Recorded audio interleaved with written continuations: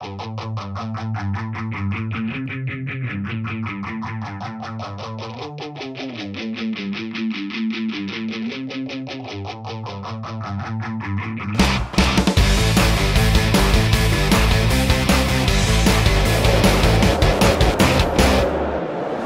Araou, bonjour. Bonjour. Je suis très heureux de vous retrouver à Bruxelles. Vous avez voulu le congrès cette année, un congrès qui est consacré à la fiscalité. Alors justement, je vais vous proposer de rêver un instant. Vous venez d'être nommé ministre de l'économie et des finances.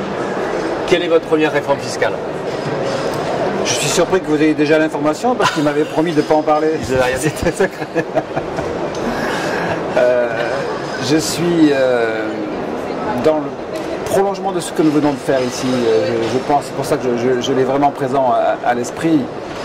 Moi, ce qui me frappe aujourd'hui, c'est le fossé qu'il y a entre la réalité de l'économie ou d'une certaine économie, d'une nouvelle économie et la fiscalité. Je veux dire par là qu'il y a une économie qui échappe à l'impôt. Et pour moi, c'est une urgence. C'est ce que nous avons exprimé à Pierre Moscovici dans sa fonction de commissaire. Il me semble que les ministres de l'économie et des finances doivent tous s'emparer de ce sujet pour adapter la fiscalité, d'autant plus qu'elle aura pour finalité de ramener de l'impôt dans le pays, donc c'est que du bonheur. Oui, pour vous, c'est un enjeu fort aujourd'hui.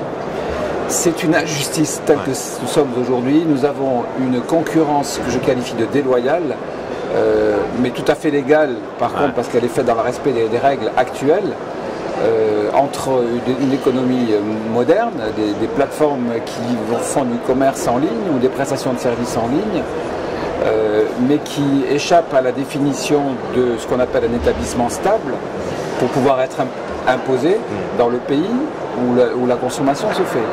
Et par rapport à des entreprises tout à fait traditionnelles et classiques qui, elles, payent leurs impôts, prenez l'exemple d'Amazon avec les petites librairies dans les villes de province, c'est dramatique. Et donc des destructions d'emplois, des fermetures. Il ne s'agit pas de condamner Amazon. Je pense qu'Amazon est dans la modernité de l'économie d'aujourd'hui et ça rend service à tout le monde. Mais ce serait normal qu'Amazon contribue en France à la part de bénéfices qu'elle réalise en France. Alors comment on fait? Parce que l'intention, elle est louable, les intérêts, ils sont forts. Et comment on fait pour y arriver? Alors comment on fait? Ça va faire le lien avec notre congrès ici à Bruxelles. Je pense que ce genre de mesure ne peut pas se prendre à une échelle nationale. Le pays qui prend des mesures comme ça va déclencher la guerre avec tous les autres parce qu'il va se replier sur lui et il y aura des mesures en répercussion. Donc ça ne serait pas intelligent. Non, il faut y aller à plusieurs. Une mesure de cette nature ne peut se concevoir qu'à l'échelle internationale. Même l'Europe est trop petite. Je pense qu'aujourd'hui il faut l'aborder au niveau européen parce que si les Européens ils vont tous ensemble, ce sera plus facile pour discuter avec les Américains, notamment qui sont les plus concernés par ce sujet. Mais c'est une discussion qui est déjà entamée au niveau le plus élevé, c'est le G20 aujourd'hui qui peut porter ce genre de sujet.